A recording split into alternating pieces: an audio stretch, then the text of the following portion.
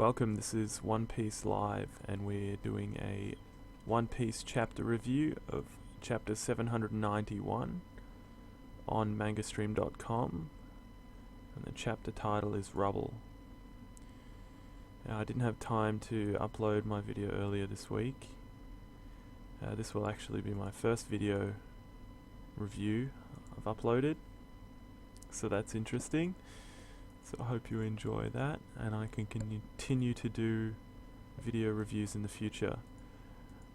So we're starting on Manga Stream, and we'll do a quick read through of the chapter.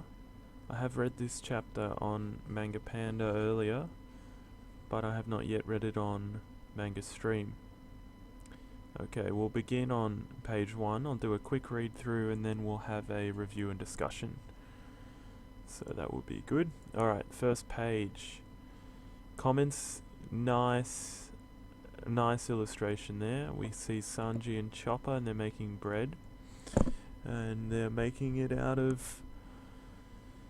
they're making bread in the form of Nami, which is what Sanji is doing, which is great. And I think it's quite a pertinent reminder for Sanji and Chopper, who are currently in the story being chased or attacked by Big Mum's pirate ship, so they're in some serious issues. So this may signify a return to them soon, the coming chapters. Alright, we'll go to the first page of the chapter.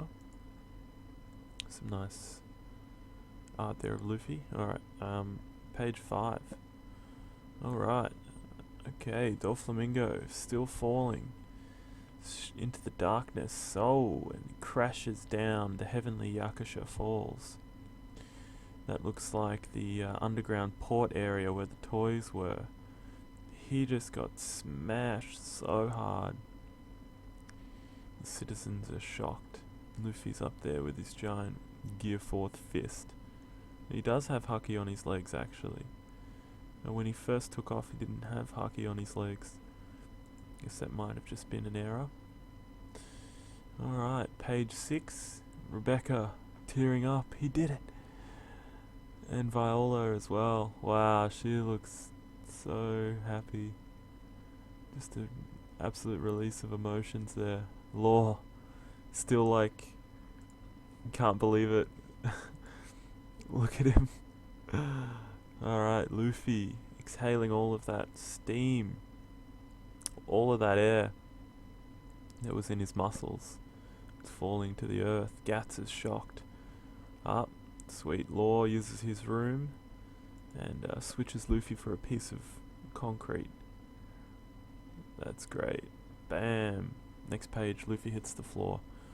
Guts is shocked and he sees Luffy there. Subterranean trade port harbour. Jeez, that is a big area under there. That giant piece of land fell down there. We see Flamingo's hand. Next page. Ooh, and his body on the floor. He is not moving at this point.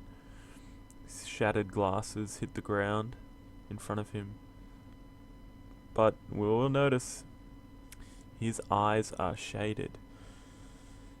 That's interesting because that implies their significance. I had some interesting thoughts about that, and I made a post on One Piece forum about his eyes and what I believe their history to be. I'll discuss that after the read-along. Alright, so the civilians. There's no one in the sky. What the hell's going on? What just happened now? What happened just now? Speak up, Gats. They're all yelling out for Gats. He is injured still. He got impaled by one of Doflamingo's string spears. Gats, son, you mustn't exert any further energy shouting. Don't push your luck and overdo it. You goddamn idiots. A winner can't be declared until we confirm the outcome. Look, guys, over there. Oh, he's on the mic now. Up in the sky, Dressrosa. The birdcage is disappearing. The birdcage, it's disappearing. That's exactly what he said.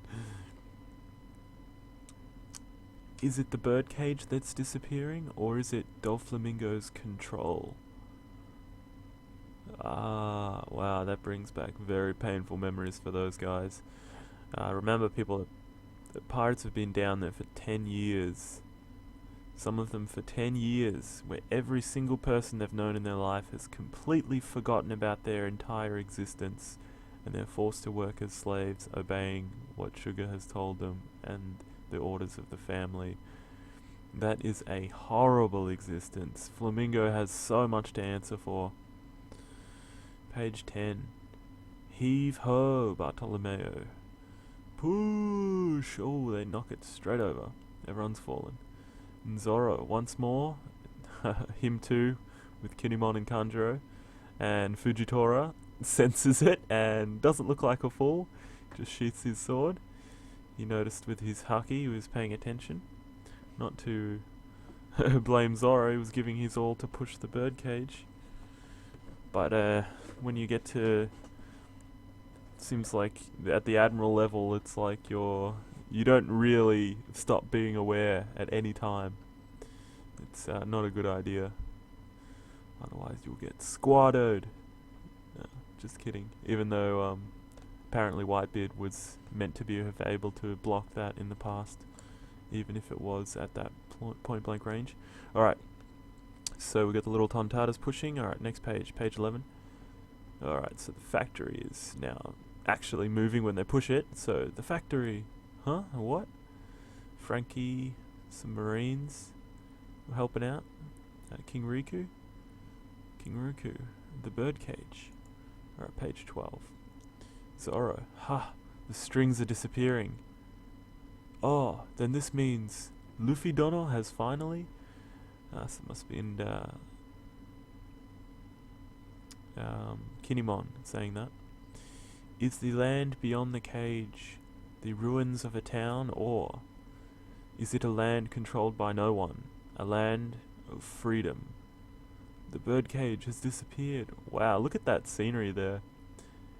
I wish that was a double page spread there. That would look awesome, looking at the horizontal view across the country, at the destruction. Look at that. The country has been destroyed. Alright, Fujitora standing there. Disbean. Dan Disbeans. Bartolomeo. Ha. The defense of the nation of Dressrosa. Next page. The 2,000 pirates of the Don Quixote family versus these warriors of fate that happened upon this land. This battle of leaders, the Royal Shichibukai, Don Quixote, Doflamingo versus the Gladiator Lucy. Everyone is watching. Man, Sherry, she cried. That's funny. Alright. Dahuidas? What? Dahuidas? Am I the only one here hearing gibberish? Come on, spit it out. The winner is... They're all waiting for Gats to announce the winner. Because, yeah, they saw some guys, like, high up in the sky punch someone, and then Luffy just disappeared. They don't particularly know what's going on. They are relying on Gats for his commentary, which is, I think, an interesting approach to take, and I think that's quite cool. Okay, page 14. Jeez, he is struggling there. What is he even saying? The winner is... Oh yeah, that's it. You can do it, Gats-san. She's crying too. The winner. Come on, pull yourself together, Gats. King Riku remembering, who the hell are you? I am Don Quixote Doflamingo, the rightful heir to the throne of this country. Look at what that guy did. He's just strong enough to just rock up and just be like, alright, your country's mine, see you later. I'm the new king. This guy is such a absolute bastard. All of the things he's done to this country. Finally he is down, which is a great confirmation from this chapter. So we see the vision of him down. We do not yet see his eyes, but I don't believe that's because he's getting up. I believe that is for flashback significance, and I'll discuss that later. Alright, enough already. So King Riku's tearing up. We'll go to page 15. We have Rebecca, Viola, and Luffy. Luffy is in Rebecca's lap, and she is crying all over his face. Ah, that's so funny. Rebecca, don't cry yet. I won't let any more of the troops die, and I'll make sure to keep you safe. On my life, I swear. I'm gonna send Doflamingos flying. Lucy. Oh, poor Rebecca. She has been through some horrible stuff in her life. Absolutely horrible. The winner is... he nails. I love that. The panel in the bottom left of page 15.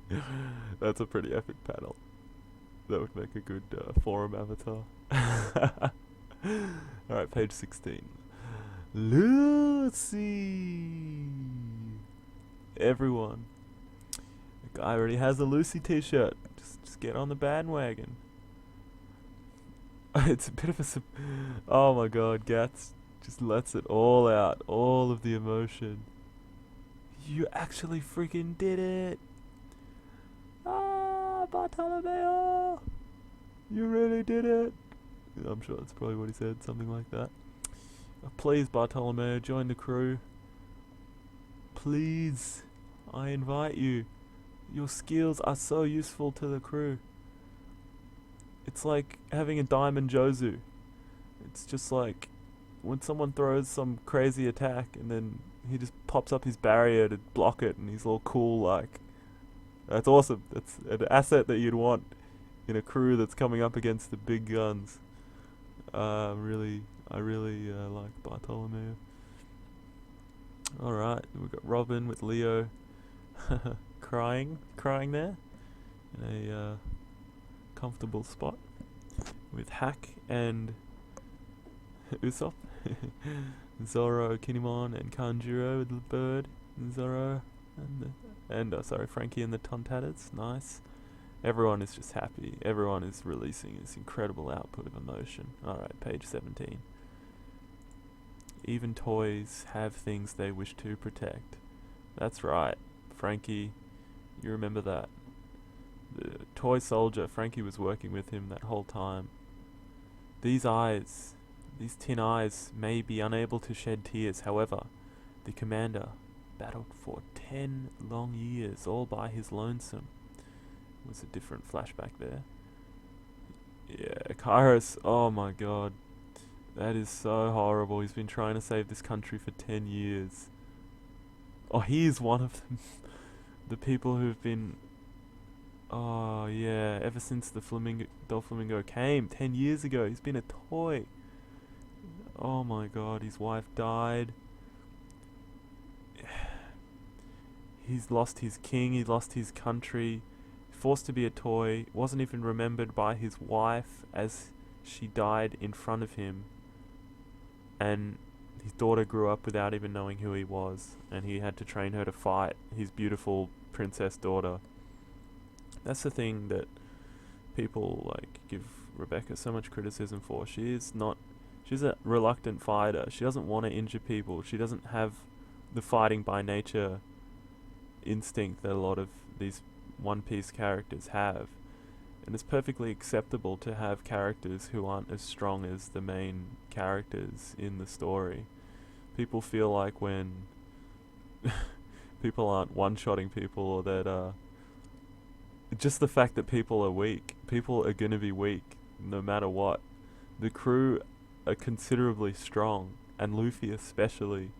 There are plenty of weak people in the New World, and to think that, you know, weak characters should just get criticism is not really consistent with telling a story. There's always going to be all types of characters, strong ones and weak ones, and to neglect the weak ones or to not give them time just because they're weak, I think is a would be a mistake, and I'm glad Oda has not taken that path. I think the story of One Piece is the most important aspect, and even though it is a bit difficult to wait through, chapters that are purely spent on celebration, and some that, other people feel are just expanding the story, some people get a bit restless when there's not fights and we don't see the good characters and we're not going off to the Yonkos just right now. And people get a little bit restless, but they do have to remind themselves that this is Oda's masterpiece story that he has created. This is something he has woven over 10 years of time. He's not going to just turn this into a pure battle manga right now. This is always going to be a story manga as well as a battle manga. So just temper your expectations a little bit. I think that's the problem. People's expectations, they let themselves expect a little too much in terms of the fighting content within these chapters. Alright, so sorry for that little intermission now. So back to page 17, just after the Leo flashback, and we have Kairos walking away there. He's smiling. Yes, Kairos, you deserve to smile after what you've been through. 10 long years ago, this battle began. King Riku's honor and our freedom, forced to surrender it all while filled with remorse and regret. He's walking away to a private place, and we'll go to page 18.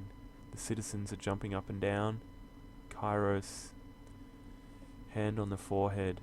This battle was a fight to reclaim it all.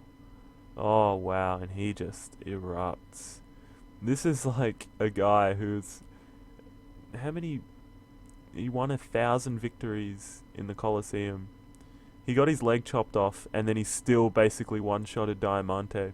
Not one-shotted, but he gave him he defeated him fairly handily. Saki was stronger, and he broke through his sword, and Diamante's strongest attack, and beat him. And if it wasn't for the actual one-legged advantage, it would have been over much quicker, because Diamante played on that advantage to his benefit, which you would expect as a pirate. You're there to win, do what you can. Alright. Wow, that was good. Alright. Just because a country has collapsed does not necessarily mean it is devoid of happiness. For today, the people of this country, amidst the disrepair, rubble and debris, wept tears of joy. The fated grand showdown has finally been settled. Well, there you have it. Straight from the words of Oda, this battle is over. And that was an enjoyable... Overall, I felt like that was an enjoyable chapter. I think it was an essential and needed chapter. Without this type of chapter showcasing all of the different people in Dressrosa and their reactions, really something would have been missing. So I am glad about that. I enjoyed the fact that the cage was disappearing, Gatz's words, and showing the people fall down from pushing the bird cage. This is all fine, and people get... I just always know how antsy people get with One Piece chapters where they're not showcasing some battle or something like that. I think this chapter's... it's a good chapter. I still think it's a good chapter. I'm going to give it a good. Because it was important to go over these characters and the emotions that they've felt, and the utter tyranny that has been reigned over them for the last 10 years from Doflamingo. Some random strong-ass pirate shows up and just takes over your whole country. Like, that's rubbish. Like, oh man, I'd like to be in the One Piece world and get strong and go stop those people. Alright. The Marines get too corrupted. They're forced to follow orders and stuff. Not too fun. Alright, so yeah, I did enjoy that. I enjoyed Rebecca's tears, everyone's tears, Viola, the town's eruption. I like that. I do. This was a battle where the entire town was involved. Everyone was pushing Birdcage. Everyone was made aware of what was happening due to Gats. I really enjoyed the part with Kairos. I felt that was great. It shows a great, this type of emotional release is so essential to, moving on for a person. And I really think it's a good thing to display in a chapter. And I liked Luffy's face covered in tears. It just shows, what he brings to this world is hope and change and the removal of tyranny. That's why Luffy's goal to be the freest person is a goal that so many people should share. So that's really fantastic, and I think that's a good chapter. Now I wanted to discuss about Doflamingo's eyes, how they're shaded out in page 8. In both panels, in fact.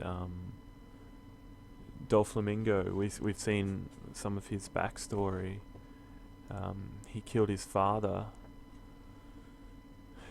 and subsequently was offered a devil fruit and a gun by a gang of criminals, and was raised in that family ever since. Now, to me, my prediction is that when Doflamingo's eyes are shown, one of his eyes will be blind, and it will be a very graphic scar over his eye, one of his eyes. That's what I think, and that's why he's worn the sunglasses all the time. And this graphic scar was caused when the citizens were torturing him and his family. If you go back to that chapter, they were pinned up against a wall, and the citizens were talking about shooting 1,000 arrows at them, taking out all of the anger the citizens had as a collective on these three individuals who really hadn't meted out the punishment that those citizens had received. They were celestial dragons and they held the same blood, but they weren't the people who committed those atrocities against the citizens, which is an important observation Oda's making. It's that just because someone is of the status or holds the same blood or looks the same as someone else doesn't mean they're responsible for the actions of people who also were of that status or had the same blood or looked like them. And Oda has made this point very clear in Fishman Island as well. So here, what happened is that these citizens captured Doflamingo and his family, and there was also a citizen who said, "My son was shot 16 times by a celestial dragon." Now remember Doflamingo's attacks that he used against Luffy in the previous chapter, 790. He used 1,000 arrow flap or something like that, and that was a reference to 1,000 arrows. And he also used as his strongest technique 16 holy threads of the assassin, God thread, and that is a reference to the 16 shots that citizen said a celestial dragon shot their son. So, in my opinion, these citizens had met out some very cruel torture on Doflamingo and his family that day, and I believe Doflamingo was seen with a bandage over one of his eyes in one of the future panels. I'm not sure, I haven't confirmed that, but I believe that is the case. So I think Doflamingo has been blind in his eye the whole time. Now you imagine the great flashback that can be had with that. Doflamingo's there, say he's getting picked up by Buffalo, for example, who we haven't really seen anymore, and while it looked like his neck got snapped by Kairos, I don't believe those types of things that would kill him or anything like that. So I think Doflamingo would either be rescued by CP0 or Buffalo and fly off somewhere or go somewhere. Or he may be arrested by Fujitora. That's another consideration. But Fujitora is not quite near Flamingo, and Flamingo is in the underground trade port, and CP0 may have already been waiting there to depart the island. That could have been where their boat arrived. They may be there, so whoever's really the closest to Doflamingo will be the person who gets him, which is interesting given that Jesus Burgess is hunting the devil fruits, but as of now his target is currently Sabo, which he will obviously not be able to obtain, and I'm interested to see that battle, whether that is just finalized at this point, because I don't believe Burgess wants to go against a country who is against him. But Burgess is a very cocky pirate, but he does know when to run away at the same time. So he's an effective pirate. That's what I'd call him. He's not an admirable pirate. He's not someone you'd want to look up to, and he's not a great hero or villain. But he's an effective pirate, and that's one of the things about the Blackbeard pirates. They, they're not afraid to run away if they're outmatched. They will resort to some dodgy moves to get the job done. But yeah, so that's it. So Flamingo's eyes, like, that is going to make a really nice flashback, because you imagine him sitting there and he's getting taken away by CP0 or Buffalo, and he's barely conscious, and he's remembering back, and he's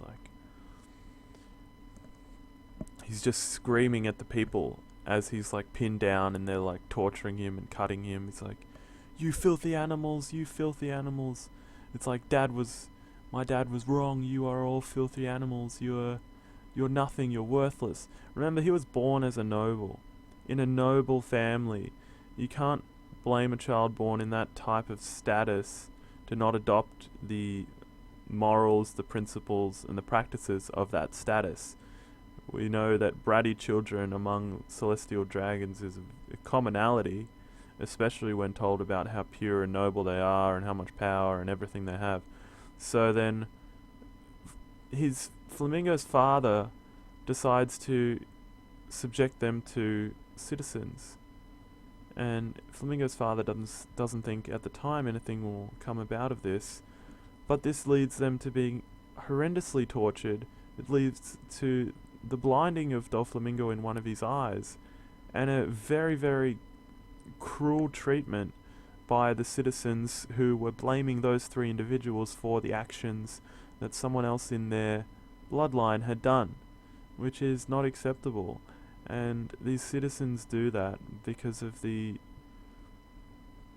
horrific pain they've been put under. But this type of mob killing, this mob punishment and this mob killing, is just being shown by Oda that it really just, look what it achieved. It achieved a future monster. You've basically raised like this future monster, and I really do think that these events when Doflamingo was younger really scarred and traumatized him. Remember, after that, he went and killed his father. The father who took him away from that lifestyle told him that normal citizens were good people. Then he got brutally tortured by them. His brother did as well. And then his mum died due to the conditions they were living under, all because of his father. Now, just from the perspective of Doflamingo, who was a young child who has only seen the lifestyle he had had, and then goes into that situation, that would only reaffirm his beliefs as he was young.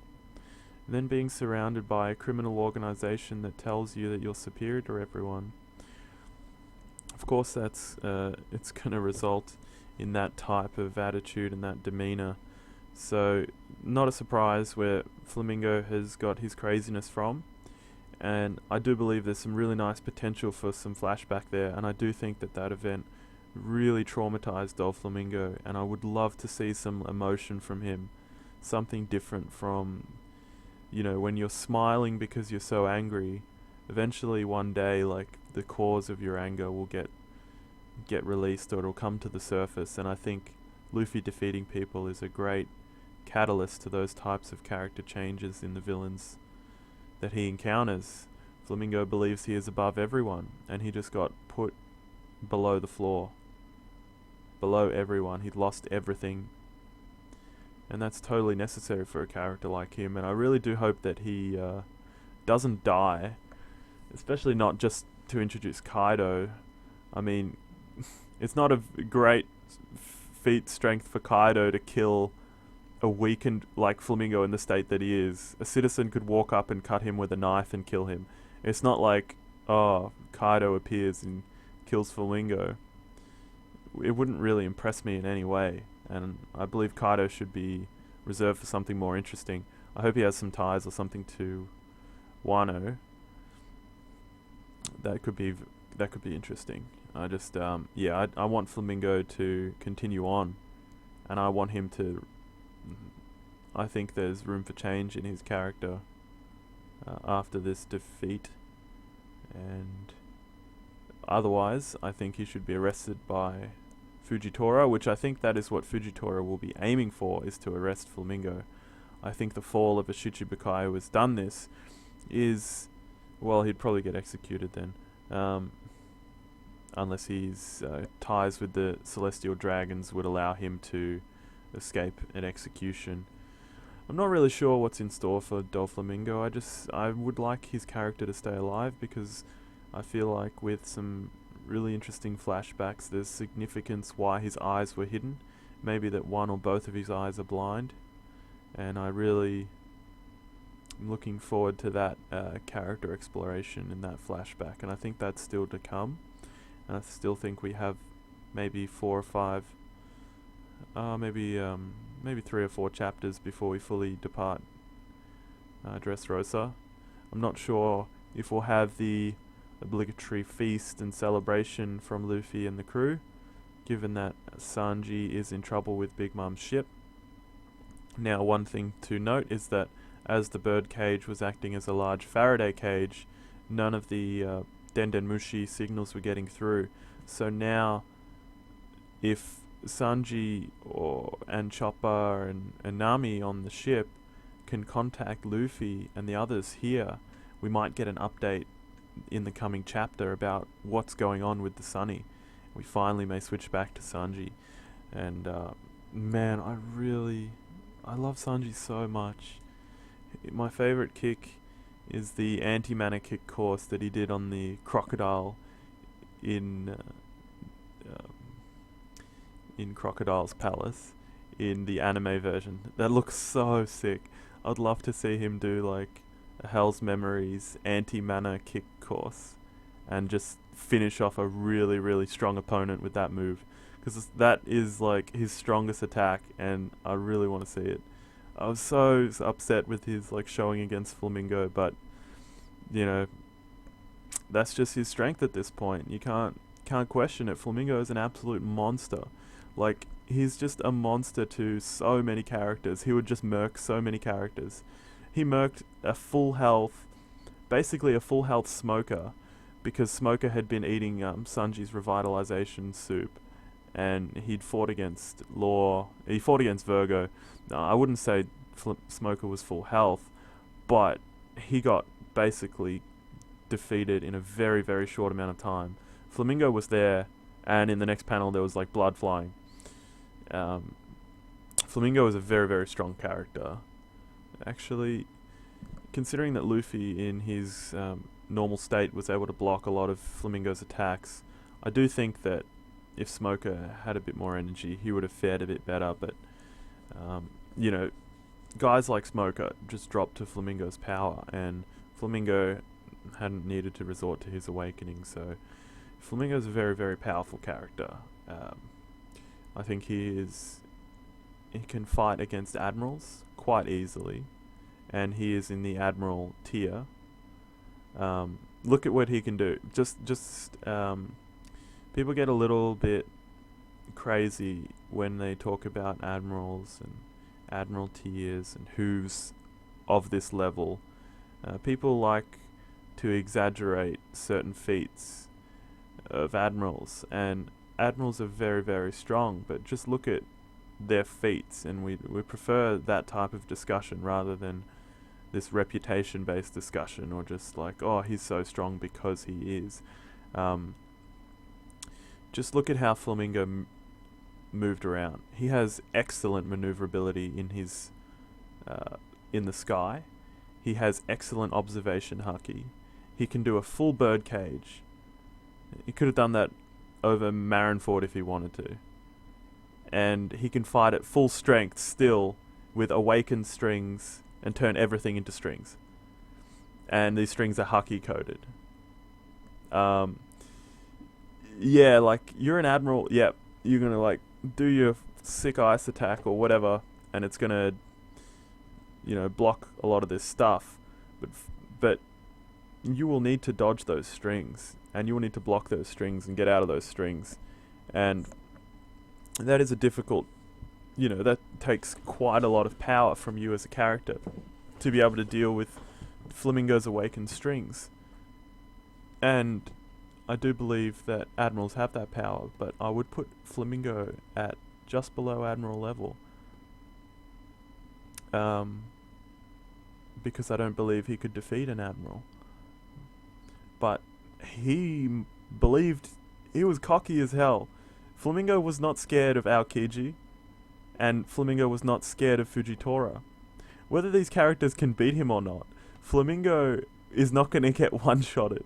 He is going to go down with a strong fight. This dude tanked so many attacks. Like, his durability is next level. That is like the highest durability. Like, I mean, there's one Whitebeard durability. But Flamingo is just healing everything. He took so many hits in this arc. It is just crazy. That is just really astounding. So Flamingo is a very, very high level character. He is on the level of admirals, and I'd say he's just under admiral level in terms of his overall strength. I think he would lose to any admiral, but it would be a very interesting fight, and it would not be a short fight.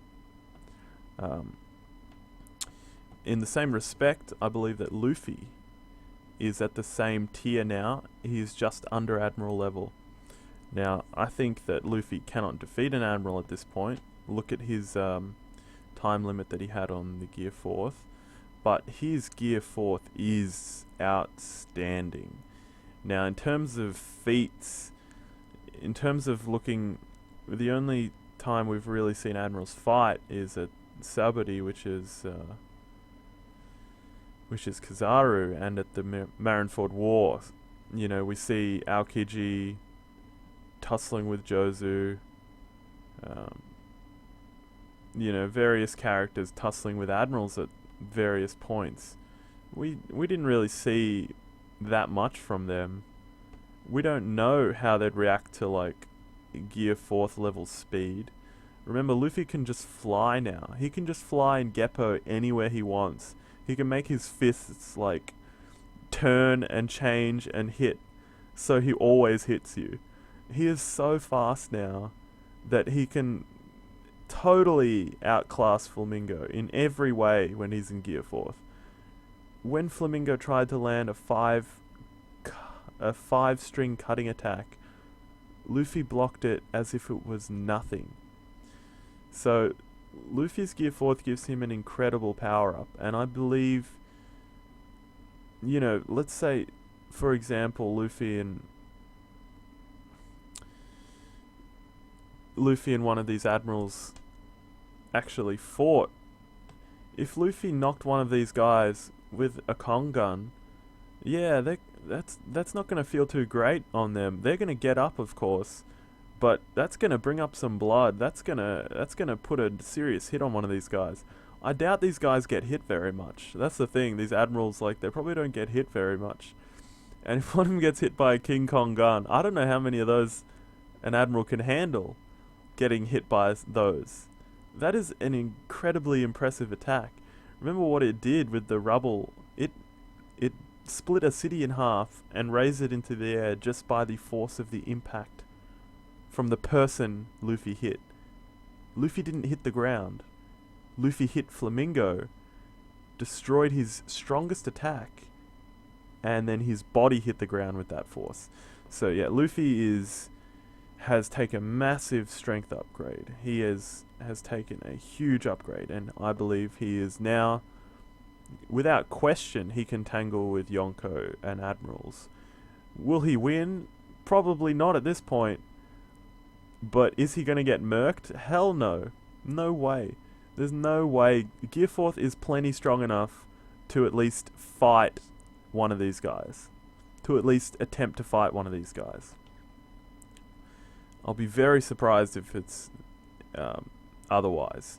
I do think Luffy has more as well. Look at his discussion with Rayleigh. He discussed with Rayleigh about Gear 4th and needing an improvement to Kongan. Luffy came up with King Kongan. That wouldn't have taken Luffy very long. Then Rayleigh left the island and left Luffy there for 6 months of individual training. I'm pretty sure Luffy came up with something in that time. It's just not even a question. It's just gonna be, that's how it is. Luffy will have Gear 5, or he will have some other variant of Gear 4. Like, without a doubt. Without a doubt. And the fact is, he just was way too spent. He used all of his haki in this battle. He doesn't have enough goddamn power to bring out any of the higher gears. And I'm really looking forward to Luffy's next fight with someone of power. It is going to be great, because Luffy is strong now, and you know, like, I was worried for him until fully seeing the capabilities of Gear 4th. I was really worried for him in the New World. Like, how is Luffy going to be able to handle these monstrous guys? And, you know, Flamingo is one of them. He is a real monster. Like, no one on that island, you know, aside from Fujitora, maybe Sabo, or probably Sabo, could have taken him. But it is just a full-on... He is very strong, so I'm just really happy that Luffy leveled up his powers. He's now at a point where he can tangle with some really big fish, and I really like that. So I just wanted to have a bit of a discussion about that after this video, because I know I didn't review the chapter early this week, so I'd like to bring in some other content, a bit of a discussion, hopefully, if that's... you guys enjoyed it and it wasn't too bad. So overall, the chapter, I believe, is a good for me. I enjoy having these reactions. I enjoy these chapters that aren't just battle or aren't just hype. That's cool by me. That's fine. I do like to see the people in the story and follow those people and see what they're going through, and to experience what they experience. And the outpouring of joy in this chapter was really quite good. I enjoyed that. So thank you very much for listening, and I may upload some further discussions sometime next week, or maybe after the next chapter review. So thank you very much, and this is One Piece Live. Bye.